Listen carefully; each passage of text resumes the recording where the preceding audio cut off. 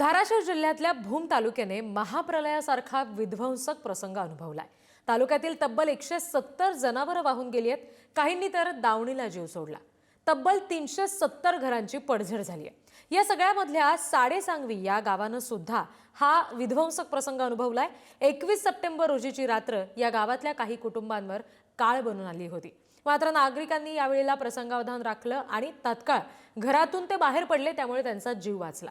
साडेसांगवी या गावातून या सगळ्या संदर्भात आढावा घेतलाय आमचे प्रतिनिधी शेखर पाटील यांनी।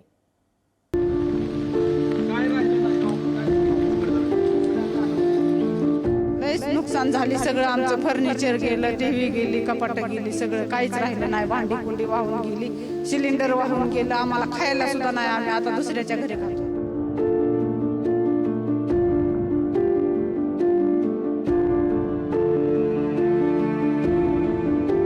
काय गाया दावीत सोडून आम्ही रिकाम्या केल्या, काय वाहत गेल्या, काय त्याचा अजून तपास लागलेला नाही।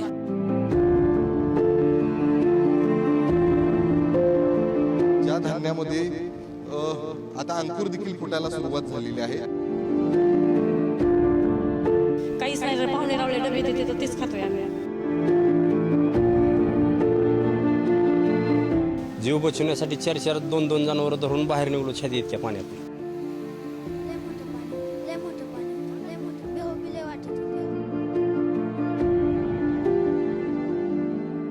धाराशिव मधल्या भूम तालुक्यातल्या साडेसांगवी या गावामध्ये 21 सप्टेंबर रोजी पावसामुळं आणि नदीच्या पुरामुळं अक्षरशः हाहाकार माजला।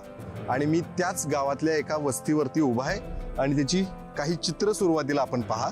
21 सप्टेंबर रोजीची रात्र या सर्वच लोकांवरती खरं तर एक संकट घेऊन आली होती। आणि अचानक आलेल्या पाण्यामुळं जवळपास नदीच्या बाजूला असणारा अर्धा किलोमीटरचा भाग जो आहे तो या ठिकाणी बाधित झाला। अचानक मोठ्या प्रमाणात पाणी आलं आणि अक्षरशः अनेकांची घरं उद्ध्वस्त झाली आणि त्याचीच ही चित्र आता आपण पाहतोय। आपल्याला ही दृश्यांमध्ये दिसत असणारी खर तर मोठ्या प्रमाणात सोयाबीनचं देखील या पूर्ण भागामध्ये पट्टा खरं तर पाहायला मिळत असतो। मात्र या संपूर्ण परिसरामध्ये आपल्याला जर बघायला गेलं तर मोठ्या प्रमाणात हानी जी आहे ती झाल्याचं पाहायला मिळतं। या संपूर्ण घराच्या परिसरात असलेले सामान जे आहे ते कशा पद्धतीनं उद्ध्वस्त झालेलं आहे ते आपल्याला पाहायला मिळेल। दुसरीकडं हे जे घर आहे त्या घरामध्ये देखील जवळपास घराच्या वरतीच 1 ते 2 फूट इतकं पाणी होतं आणि त्यानंतर अक्षरशः या घराची वाट खरं तर या पावसामुळे आणि पुरामुळे लागलेली आहे। आता या ठिकाणी हे घर साफ करून घेतलेलं आहे। मात्र आपल्याला या घरामधलं असलेलं साहित्य कसं बाहेर या पुराच्या पाण्यामुळे आलेलं आहे याचा अंदाज येईल। ही टीव्ही देखील आपण पाहू शकताय। 21 सप्टेंबर रोजीची रात्र होती, त्यावेळी अचानक पाणी यायला सुरुवात झालं आणि या संपूर्ण परिसरातल्या अनेक घरांमध्ये पाणी घुसलं। याच ठिकाणी काही नागरिक देखील आहेत, त्यांच्याशी आपण बातचीत करणार आहोत।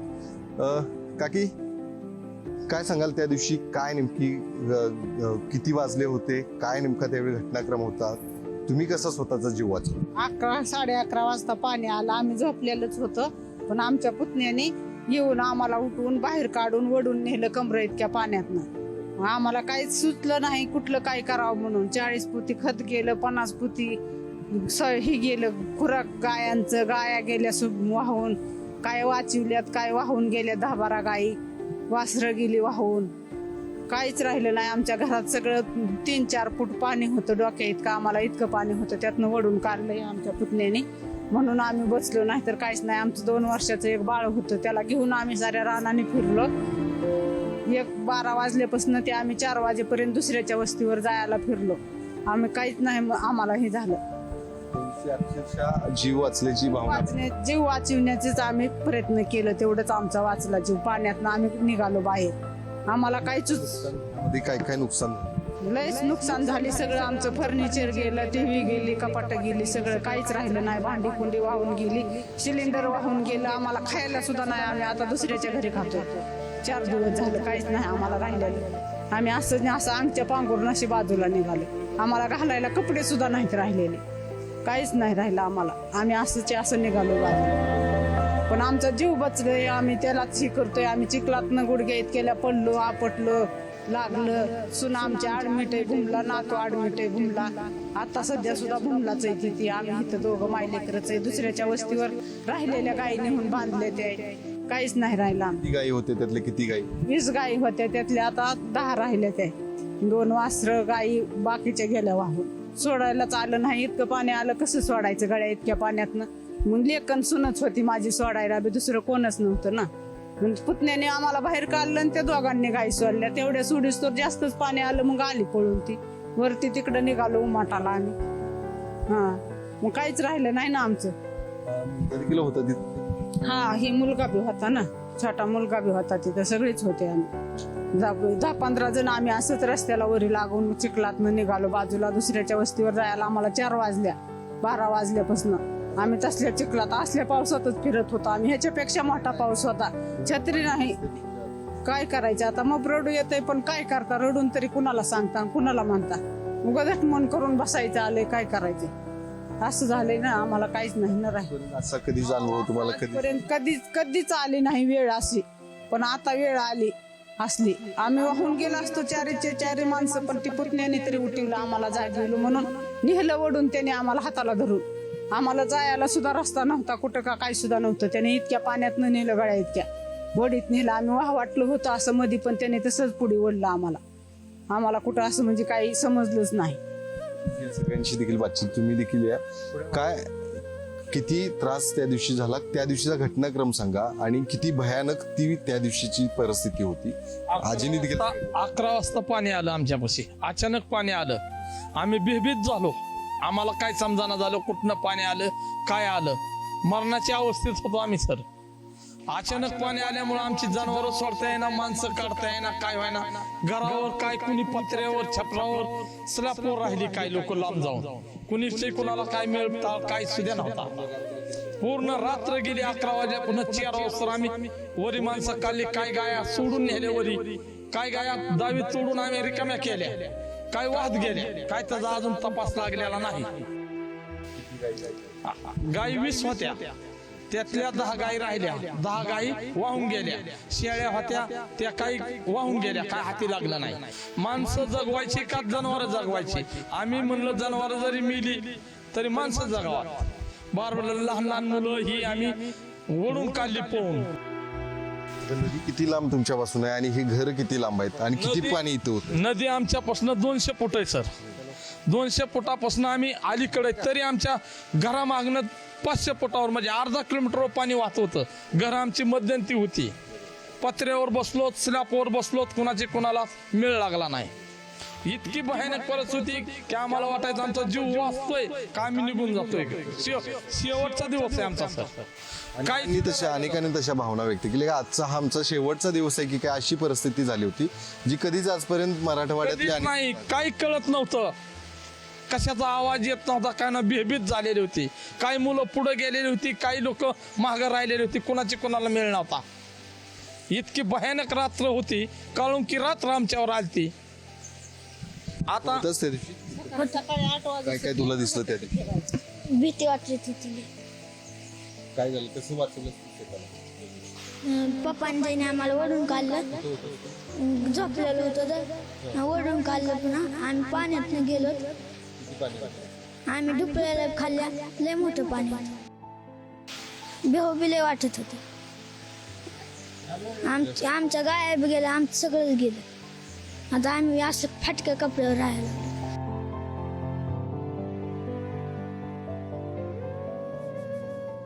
काही काय घरातलं साहित्य तुझ्या गेलं होतं? फिरीस ती सगळं गेलं, धाकट जेवार सगळं गेलं, कायच राहिलं नाही. ती दिवशी आमचा मरतच होता, काहीच राहिलं नव्हतं आमचं. आम्हाला मेल्याशिवाय काहीच नव्हतं, काहीच राहिलं नाही. आता काही जगाला काय नाही, काहीच नाही. गाया होत्या तेवढ्या गेल्या.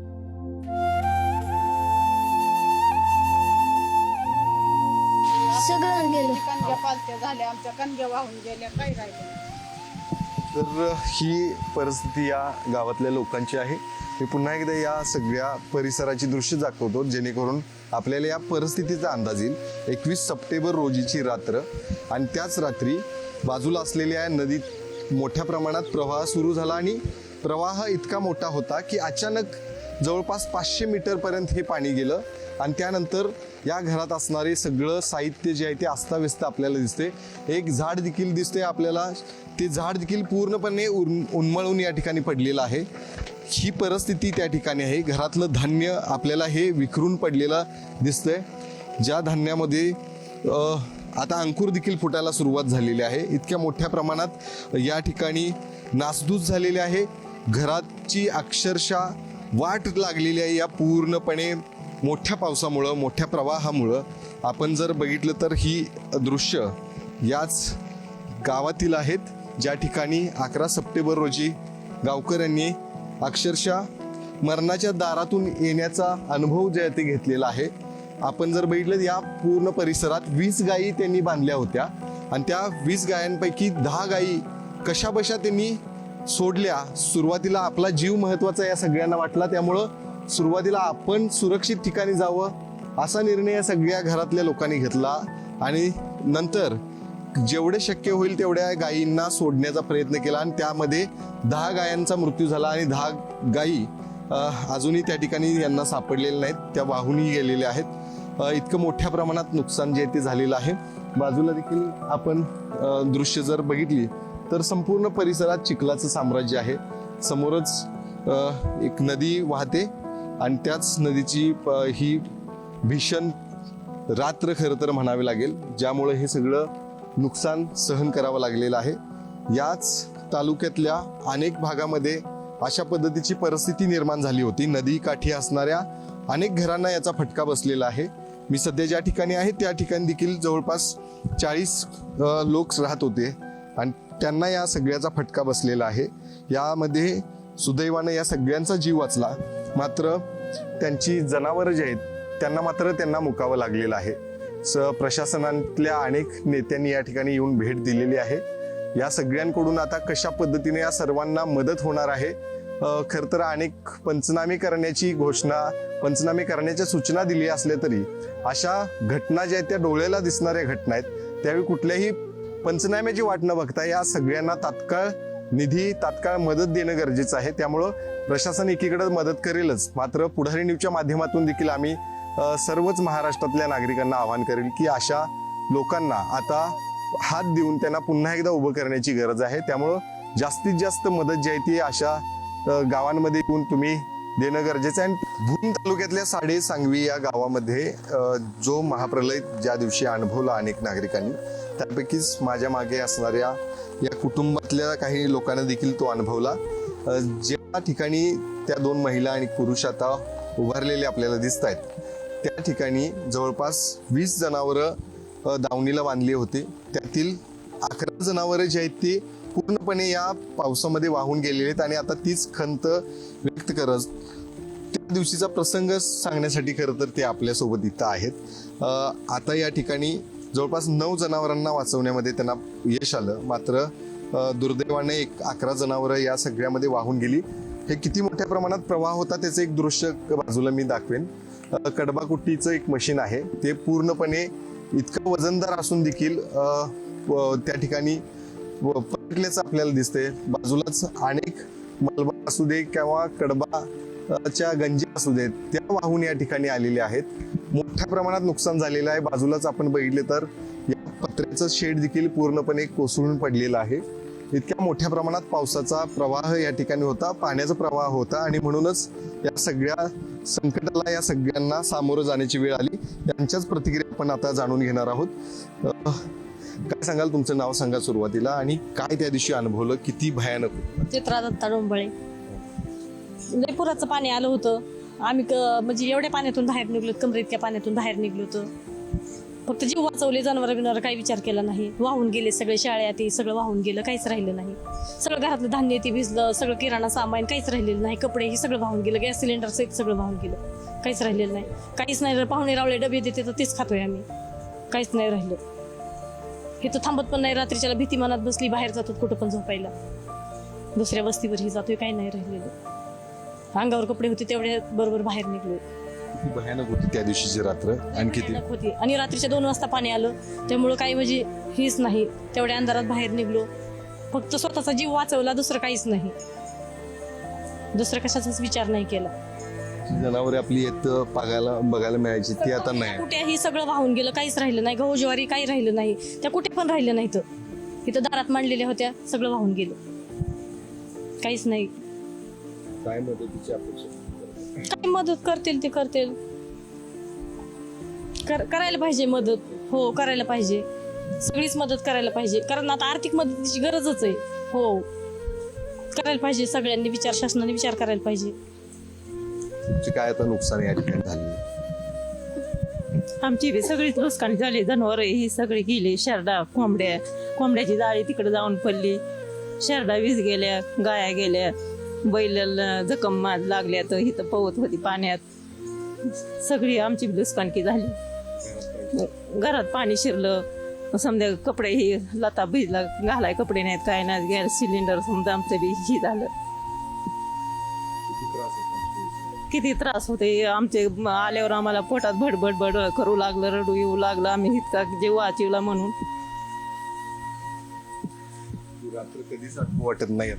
हो, ती रात्र आता कधी आठवण, किती आठवण येईल त्याची. आम्हाला चालायचं कळत नव्हतं. इतकं पुरातनं आम्ही गेलो होतो. छाती इतकं पाणी लागत होतं. कोण कोण होतं त्या दिवशी? आमची मुलगी होती, मालक, मी. आम्ही समजा कुटुंब होतं. फक्त मुलगा बाहेर आहे आमचा तेवढा. स्वतःचा जीव वाचवण्यासाठी आम्ही गेलोत निघून. आता काहीच नाही शिल्लक. आम्हाला किराणा नाही, काय नाही. आम्ही असंच येत आता. पाहुणे ही आणतात खायला, ही तेच खाऊन बसतोय. आपल्याला संध्याकाळी जातोय दुसऱ्याच्या वस्तीवर. नव्हतं की वाटलं असं होईल म्हणून आयुष्यात कधी. त्यामुळे जर काय आता मदतीची अपेक्षा तुम्ही केली, काय आता त्यांना तुमचं? आता सरकारने आता आम्हाला मदत करावं, द्यावं काहीतरी, आमची इच्छा आहे. काय सांगाल त्या दिवशीचा अनुभव काय होता आणि किती भयानक ती त्या दिवशीची रात? आमच्या आजा पंजापासून कधी इथं पाणी आलं नाही. इतका भयान पाऊस झाला मोठा. जीव बचवण्यासाठी 4-4, 2-2 जनावर धरून बाहेर निघलो छाती इतक्या पाण्यातून. मग 300 फूट पाण्यातनं बाहेर निघलो. आणि तिकडंच जनावर पुन्हा अजून पाऊस वाढल्यामुळे जनावर तिथंच बांधायला बांधली. परत जीव वाचवण्यासाठी परत रान हिंडलो. 5 वाजेपर्यंत हिंडत होतो रानात.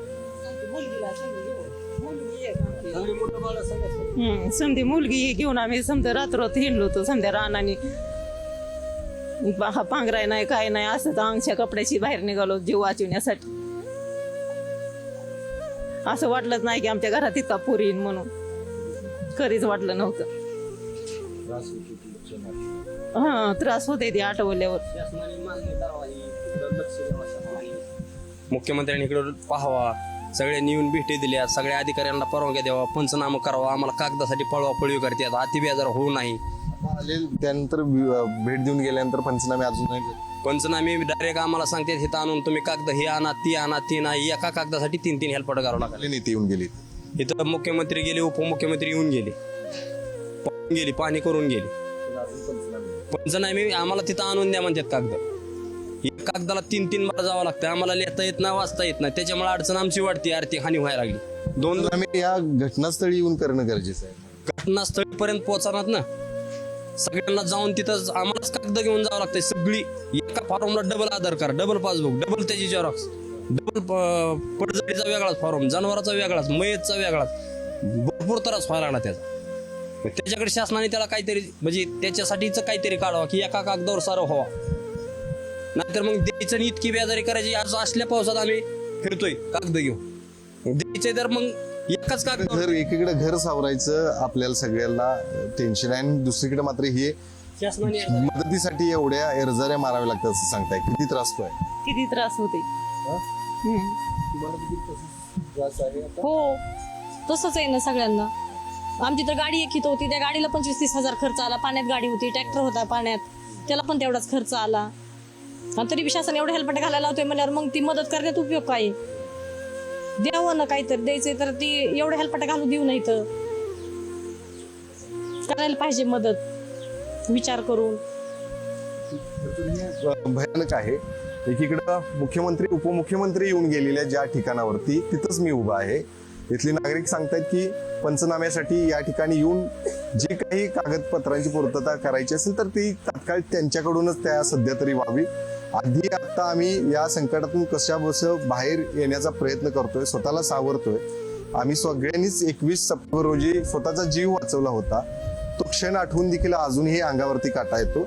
आणि हे सगळं असताना आम्हाला जी काही मदत तुटपुंजी मिळणार असणार असते त्या मदतीसाठी देखील इतक्या अर्जाऱ्या घालाव्या लागत असतील तर ते आम्हाला ती मदतच कशाला असा देखील सवाल या ताईंनी व्यक्त केलेला. त्यामुळं निश्चितच अशा पद्धतीनं पूरग्रस्त ज्यांचं मोठ्या प्रमाणात नुकसान झालेलं आहे त्यांच्यासाठी काही खास सुविधा जी आहे ती प्रशासनाकडे तात्पुरत्या स्वरूपात का होईना उपलब्ध करून देणं गरजेचं आहे. भूम तालुक्यातल्या साडेसांगवी या गावामध्ये 21 सप्टेंबर रोजी नदीनं अक्षरशः थैमान घातलेलं आहे आणि त्या नदीच्या महाप्रलयामुळं या बाजूला असलेल्या अनेक घरांना याचा फटका बसलेला आहे. नदीचा प्रवाह किती मोठ्या प्रमाणात होता त्याची दृश्य मी काही सुरुवातीला दाखवतो. आपल्याला बाजूला ही बाणगंगा नदी दिसेल आणि ही बाणगंगा काही अंतरावरतीच गेल्यानंतर रामगंगा नदीला मिळते आणि या दोन्ही नद्या एका ठिकाणी मिळाल्यामुळं बाणगंगा नदीला रामगंगा नदी पुढे जाऊन मिळाल्यामुळं मोठ्या प्रमाणात प्रवाह जो वाहनं गरजेचं होतं त्याचं स्पीड जी आहे ती गती जी आहे ती कमी झाली आणि परिणामी आपल्याला ह्या संपूर्ण परिसराच्या बाजूला असलेल्या अनेक घरांना फटका बसल्याचं चित्र पाहायला मिळते. आपण या समोरची जर दृश्य पाहिली तर मोठमोठी झाडं जी आहेत ती अक्षरशः उन्मळून पडलेली आहेत. नदीच्या पलीकडच्या बाजूला जरी आपण नजर टाकली तर किती मोठ्या प्रमाणात या पावसाचा या नदीच्या पाण्याचा प्रवाह होता याचा अंदाज आपल्याला येईल. समोर एक आपल्याला ट्रॅक्टरचं एक नांगरण आपल्याला पाहायला मिळत असेल तर ती नांगरचं वजन किती असतं हे याची कल्पना आपल्या सगळ्यांनाच आहे. ती देखील इतक्या मोठ्या प्रमाणात वाहून या ठिकाणी येऊन पडलेली आहे. त्यामुळं या संपूर्ण परिस्थितीला इथल्या नागरिकांनी कशा पद्धतीनं तोंड दिलं असेल याचा केवळ आपण अंदाजच केलेला बरा. समोरच आपल्याला या ठिकाणी एका घरातील साहित्य येऊन पडलेलं दिसतंय ज्यामध्ये बाजूला खाद्यतेलाचा डबा दिसतोय. तिथंच गादी देखील आपल्याला पाहायला मिळत आहेत, शेंगा पाहायला मिळत आहेत, अनेक बोरे जे आहेत ते या ठिकाणी दिसत आहेत. घरातील काही साहित्य ज्या ठिकाणी पडलेलं आहे हे साहित्य पाहून आता हे उचलण्याच्या देखील या ठिकाणी धाडस जे आहे तिथले नागरिक करत नाहीत कारण इतका मोठा प्रचंड अनुभव मरणाच्या दारातून येऊन या सगळ्यांनी अनुभवलेला आहे. त्यामुळं अजूनही तो क्षण आठवल्यानंतर या सर्वांना त्या ठिकाणी हातपाय खरंतर कापताना दिसत आहेत. अनेक लहान मुलांची आता आपण प्रतिक्रिया घेतली तर ते देखील अतिशय बोलक्या पद्धतीनं हा सगळा प्रसंग जो आहे तो सांगताना या ठिकाणी दिसत आहेत. आणि निश्चितच 21 सप्टेंबर रोजीची ही रात्र होती. एक काळ रात्र खरं तर या साडेसांगवी गावातल्या नागरिकांना अनुभवायला मिळाली. यानंतर आता अनेक स्तरातून या सगळ्या गावाला या संपूर्ण पट्ट्यातील अनेक बाधित शेतकऱ्यांना नागरिकांना मदतीचा होक सुरू झालेला आहे. आम्ही देखील तेच आव्हान वारंवार करतोय. अशा पूरबाधित लोकांना तात्काळ शक्य तितकी मदत आपण सर्वांनी करा आणि या सगळ्यातून या सगळ्यांना सावरण्याची देखील शक्ती जी आहे ती आंबाबाई या ठिकाणी देऊ दे अशीच प्रार्थना आपण सगळेजण करूया. आणि यापुढच्या काळात देखील हा प्रसंग जो आहे तो पुन्हा एकदा या सगळ्यांवरती कधी येऊ नये अशी देखील प्रार्थना करूया. कॅमेरामॅन ओंकार वळवडेसह शेखर पाटील, पुढारी न्यूज, धाराशिव.